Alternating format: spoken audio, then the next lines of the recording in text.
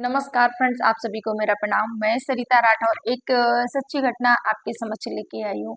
Friends, घटना शुरू करने से पहले आप सभी से बस एक ही रिक्वेस्ट है, चैनल पर नए तो प्लीज़ चैनल को सब्सक्राइब और वीडियो को लाइक जरूर कर देना। ये उत्तर प्रदेश सहारनपुर की हकीकत नगर की ये घटना है, जहाँ की मनीष शर्मा होते हैं। इनकी उम्र 31 वर्ष होती है और ये ज़्यादा पढ़े लिखे नहीं होते हैं, तो एक इलेक्ट्रॉनिक की दुकान खोल लेते हैं घर से दूर, क्योंकि जो घर था वहां से दूर एक दुकान, मार्केट में, मेन मार्केट में दुकान खोलते हैं और वहां पर ही एक कमरा ले लेते हैं किराए पर और वहां पर ही वो रहने लगते हैं। इनके घर में माँ और भाई सारे लोग होते हैं, तो डेली माँ का इंतजार रहता था कि बेटा फ्री होगा तो कॉल करेगा। और ये डेली अपने जो मनीष शर्मा डेली अपनी माता से बात कर लिया करते थे। हर रोज इनकी अपनी माता से बात होती है। माँ भी बेफिक्र रहती थी कि चलिए बात हो गई बेटे से। 26 जनवरी का दिन था और सारे लोग अपनी अपनी दुकानों को सजा रहे थे। झंडा लगा रहे थे, तिरंगा झंडा सारे लोग लगा रहे थे अपनी दुकान। ये भी मनीष शर्मा भी बहुत खुश थे और इन्होंने भी अपने दुकान पे तिरंगा झंडा लगाया और काफी भीड़ भाड़ भी थी, काफी अच्छा लग रहा था। सब कुछ बहुत अच्छा था। 26 जनवरी को शाम को इनकी माँ इंतजार करती रहती है पर कॉल नहीं आया। इनका जब कॉल नहीं आया तो माँ परेशान हो जाती हैं कि पता नहीं क्यों नहीं कॉल आया है, क्या हुआ क्या नहीं हुआ। माँ ने सोचा होगा कि शायद 26 जनवरी का दिन है, भीड़ ज्यादा रही होगी, क्योंकि ऑफर भी रहते हैं, छूट भी मिलती है। 26 जनवरी, 15 अगस्त, दिवाली और ये सारे नवरात्रि, इन सारे टाइमों में कस्टमर को छूट भी मिलती है ना, इस वजह से शायद भीड़ रही होगी। इस वजह से मेरे बेटे ने कॉल नहीं किया। माँ खाना ना खा के और लेट जाते हैं। जब लेट जाते हैं, कॉल नहीं आता है, एक माँ को तो इंतजार रहता है जब डेली बात हो बच्चे से, और जिस दिन बात ना हो तो रहता है कि क्या हुआ आखिर। तो जो मनीष शर्मा के जो बड़े भाई होते हैं उनके फोन पर मैसेज आता है। उनके फोन पर जब मैसेज आता है तो उन्होंने देखा कि मनीष के फोन से मैसेज है कि भाई, आप परेशान मत हो ना, और मुझे बार बार कॉल भी मत करना, क्योंकि मैंने शराब पी रखी थी और कुछ लोगों से मेरा झगड़ा हो गया है और मेरे हाथों से कत्ल हो गया है, जो और मुझे बार बार फोन मत करना। जब मनीष के भाई ने ऐसा सुना कि भाई से कत्ल हो गया है, तो वो क्या करें, अब समझ में नहीं आ रहा। तो उनको अपनी माँ से बताया कि माँ ऐसा ऐसा है। मैंने कहा फोन करो, तो बोले नहीं, फोन करेंगे तो उसको और भी दिक्कत हो जाएगी, समझ में नहीं आ रहा है। फिर दोबारा फोन आया कि उसी फोन से मैसेज कि बार बार मुझे कॉल मत करना, परेशान मत करना, ये सब चीजें। तो जो भाई होते हैं काफी परेशान होते हैं, समझ में नहीं आता है क्या हो रहा है क्या नहीं हो रहा है। फिर दूसरे दिन वो जाते हैं वहां पर दुकान पर, जांच पड़ताल करते हैं जाके कि मनीष बोले हाँ 26 जनवरी की तो दुकान खुली थी, सब कुछ था। अभी क्या है पता नहीं, वहां के और जो काम करने वाले होते हैं उनसे पूछते हैं, बोले कि पता नहीं मालिक, 26 जनवरी के तो थे अभी, और आगे हमें कोई जानकारी नहीं है। जो और काम करने वाले होते हैं, जो मनीष के भाई हैं, अब किसी से जानकारी भी नहीं बता भी नहीं सकते हैं, क्योंकि भाई का ऐसे मैसेज था कि कत्ल हो गया है। और भाई अगर किसी से पूछना कि मेरे भाई से कत्ल हो गया है, तो मनीष शर्मा के जो भाई होते उन्हें लगा कि शायद भाई को और परेशानी में डाल देना है, इसलिए वो शांत थे। लेकिन सब जगह जानकारी ले रहे थे कि, और अखबार, न्यूज़पेपर, वो सारी चीजें, टीवी में भी जो न्यूज चलती है वो सारी देख रहे थे। और जो आसपास का जो एरिया, वहां भी पता करने की कोशिश करे तो ऐसा कुछ हुआ है क्या, कोई लड़ाई झगड़ा या कुछ भी, कोई मर्डर या कुछ भी। तो जो मनीष शर्मा के भाई होते हैं वो देखते हैं वहां पर ऐसा कुछ भी नहीं है कि किसी का मर्डर हुआ है, किसी की हत्या या कोई बॉडी मिली हो, ऐसा कुछ भी नहीं है। फिर मेरे भाई का फिर कॉल लगाया तो कॉल नहीं लग रहा है, फोन स्विच ऑफ जा रहा है।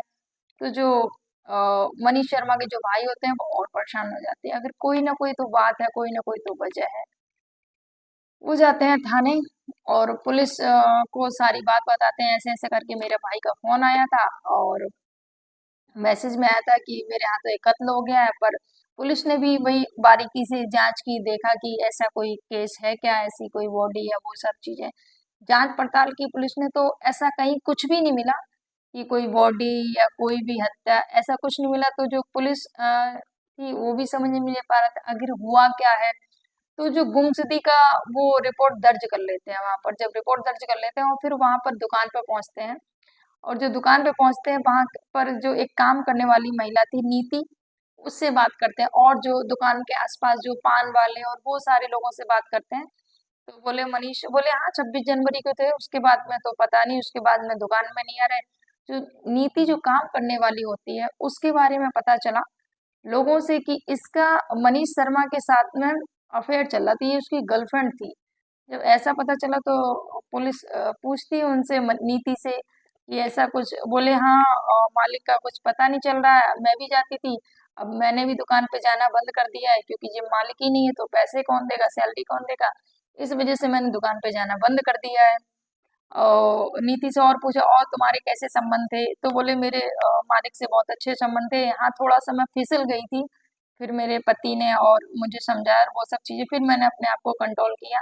फिलहाल अब ऐसी कोई बात नहीं थी हमारे और मनीष के बीच में, सब कुछ अच्छा था, और मैं अब ज्यादा बात भी नहीं करती थी उनसे। ये सारी चीजें पुलिस को नीति ने बता दी। नीति ने जब बता दी तो फिर पुलिस को दूसरा और कुछ समझ में नहीं आ रहा था कि क्या। नीति एकदम साफ, उसने क्लीन चिट मिल गई कि हाँ, ये सब बोल के पुलिस वहां से चली जाती है। तो उन्होंने, उनके भाई ने बताया मेरा भाई पल्सर से चलता था जो गाड़ी होती है, फिर उन्होंने गाड़ी को ट्रैक करना शुरू किया कि आखिर गाड़ी कहाँ गई, गाड़ी चलते तो सीसीटीवी कैमरे और ट्रैक किया गाड़ी को, तो गाड़ी जो रेलवे फाटक होता है वहां पर गाड़ी मिलती है जाके, वहां गाड़ी पड़ी मिलती है। गाड़ी को उठाते हैं, देखते हैं कि और आसपास कोई चीज नहीं, कुछ नहीं मिलता है वहां पर, ओनली गाड़ी है। उसके बाद में उनका जो मनीष शर्मा का वो कॉल देखा जाता है, कॉल सर्विलांस पे लगाया जाता है और चेक किया जाता है कि आखिर फोन ट्रैक किया जाता है कहाँ पर। जब फोन ट्रैक किया जाता है वो फोन मिलता है जाके अमृतसर, अमृतसर में मिलता है जाके, जब पंजाब में मिलता है जाके फोन, तो वहां पर जाते, वहां की पुलिस वहां पूछताछ करती है कि ये फोन तुम्हें कहाँ से मिला। बोले ये फोन हमें ट्रेन में मिला था, और ये ट्रेन आ रही थी पंजाब, इस वजह से ये फोन हमें मिला था, इसलिए हमने इसको चालू किया, तो इसमें ये, तो वहां पर भी कि हाँ फोन ट्रेन में, गाड़ी वहां पर, तो मतलब पुलिस समझ गई थी कि मनीष के साथ ही कोई ना कोई दुर्घटना हुई है। ये मतलब केस को मोड़ दिया जा रहा है कि दिखाया जा रहा है कि क्या, मतलब कंफ्यूज, भ्रमित किया जा रहा है यहाँ पर। तो जो पुलिस का शक शक होता है और भाई का शक होता है वो और गहराता चला जाता है कि कहीं ना कहीं कुछ मेरे भाई के साथ अनहोनी हुई है, कुछ ना कुछ तो गलत हुआ है। तो जो पुलिस होती है वो जीरो लेवल से अपनी पूछताछ शुरू करती है। जो नीति, लोगों ने बताया कि नीति के साथ में उसके संबंध थे, तो पुलिस को थोड़ा सा नीति पे ही शक जाता है। देखा, सीसीटीवी चेक किए, एक बार नीति के घर पे ही गए पूछने के लिए, तो नीति के आसपास जो एक घर के बाहर एक सीसीटीवी कैमरा लगा हुआ था, सीसीटीवी कैमरा लगा, तो जो नीति के घर के जस्ट सामने के लोकेशन को दिखा रहा था कि यहाँ पर इसका आना जाना भी मनीष का था। लोगों ने बताया, जो लोकल लोग थे, कोई अखबार पढ़ता है सुबह बैठ के, वो सब कि यहाँ मनीष का आना जाना था। जब नीति के यहाँ का घर का लोकेशन देखा तो उसमें दिखा 26 जनवरी को मनीष नीति के घर पर तो आया था, पर वो वापस नहीं निकला वहां से, घर में जाते हुए दिखा, वापस निकलते हुए नहीं दिखा। और उसके बाद में दो लोग, नीति के घर से दो लोग निकले हैं, दो पुरुष वहां से निकले हैं। तो ये जो शक होता है पुलिस का, वो सीसीटीवी चेक करके कंफर्म हो जाते हैं कि हाँ यहीं से कुछ है। वो जाते हैं नीति के घर और पूछताछ करते हैं जाके। जब वो नीति से पूछताछ करते हैं जाके, तो फिलहाल तो वो लोग गोल गोल घुमा रहे होते हैं कि कैसे क्या क्या, लेकिन जब पुलिस कड़ी पूछताछ वहां पर करते हैं, यहाँ पर ये जो नीति और कपिल, नीति के हस्बैंड का नाम कपिल पुंड्रिय है, और इनकी एक बेटी भी थी, 13 वर्षीय नाबालिग बच्ची थी। ये शेखर जो था, एक से जो दूसरा पुरुष निकला था वो शेखर था, उसको भी 1.5 लाख रुपए की जरूरत थी, उसको अपनी वाइफ का ऑपरेशन कराना था, पर उसके पास पैसा नहीं था, इस वजह से बहुत परेशान था। यहाँ पर जो नीति का हस्बैंड है कपिल, ये यहाँ पर रहने आया था, ये हकीकत नगर में, ये काफी परेशान चल रहा था। और ये जॉब कर रहा था। उसके बाद में नीति ने सोचा कि मैं कहाँ अकेले यहाँ घर पे बैठी हूँ और मैं भी कुछ करने लगती हूँ, तो ये जाके कपिल जो मनीष शर्मा है ना, इसके यहाँ पर जॉब करने लगती है जाके दुकान पर। और जब जॉब करने लगती है तो धीरे धीरे इसकी जो नीति की नजदीकियां हैं मनीष शर्मा के साथ में बढ़ने लगती है। 31 वर्षीय मनीष शर्मा और ये नीति के साथ में जब नजदीकियां बढ़ने लगती हैं तो इनके पति इनसे मना करते हैं नीति से कि ये देखो तुम लेट आती हो, पार्ट टाइम काम का बहाना बना देती हो, ये सब नहीं चलेगा, घर पर टाइम से आओगी। जब वो नीति को पति बोल देते घर से टाइम से आओगी और ये सब नहीं चलेगा, तो नीति क्या करती है, अपने ये जो मनीष शर्मा होते हैं उनसे बोलती है कि ऐसा करो कि यहाँ से मैं दुकान से तो टाइम से आऊंगी पर तुम मेरे घर पर आ सकते हो। जब नीति ने ऐसा बोला तो मनीष ने बोला ठीक है। मनीष क्या करता है, घर पर जाना शुरू कर देता है। नीति दुकान से टाइम से आ जाती है पर मनीष आ जाता है नीति के घर पे। जो 13 वर्षीय जो बच्ची होती है, नाबालिग बच्ची, वो सारा कुछ देख रही होती है और बोलती है कि पापा अंकल आते हैं घर पे और अजीब अजीब हरकतें करते हैं, मुझे तो बिल्कुल अच्छा नहीं लगता है। तो जो बेटी होती है वो पिता को बता देती है। जब पिता ने ये सब देखा और नीति से भी बोला कि ये सब तुम सही नहीं कर रही हो और बहुत सारी चीजें, और जो मनीष होता है नीति को नीति जब नीति के पति कपिल नीति से डांटते हैं और गुस्सा करते हैं तो नीति बदलने की कोशिश करती कि अब मैं छोड़ दूंगी, ठीक है अब मैं मान जाती हूँ, अब मैं ऐसा कुछ भी नहीं करूंगी नेक्स्ट टाइम। लेकिन जो मनीष होता है जो डेली आता था, अब जो नीति होती है वो पीछे हटने लगती है कि नहीं मुझे अब आपसे बात नहीं करनी है और आपके यहाँ जॉब भी नहीं करनी है और वो सारी चीजें। लेकिन मनीष बोलता है कि नहीं नहीं मैं तुमसे प्रेम करता हूँ, मैं तुमको नहीं छोड़ सकता हूँ। अब वो नीति को समझ में नहीं आता करें तो क्या करें, वो अपने पति से बोलती है कि ऐसे ऐसे करके ये तो मनीष छोड़ ही नहीं रहा है पीछे, बोले नहीं मैं छोड़ नहीं सकता हूँ। तो जो कपिल होता है ये एक प्लान बनाता है कि कैसे करके इससे कैसे छुटकारा पाया जाए। तो ये एक और जो व्यक्ति होता है शेखर, जिसको रुपए की जरूरत थी 1.5 लाख, जो अपनी पत्नी का ऑपरेशन के लिए भटक रहा था, ये उससे बात करता है कि तुम्हें पैसा चाहिए मैं तुम्हें 1.5 लाख रुपए दूंगा, तुम्हें पर मेरा साथ देना होगा। तो बताता है कि ऐसे ऐसे करके हमें एक कत्ल करना है, उसमें तुम्हें मेरा साथ देना है। तो ये पूरी भूमिका बना लेते हैं।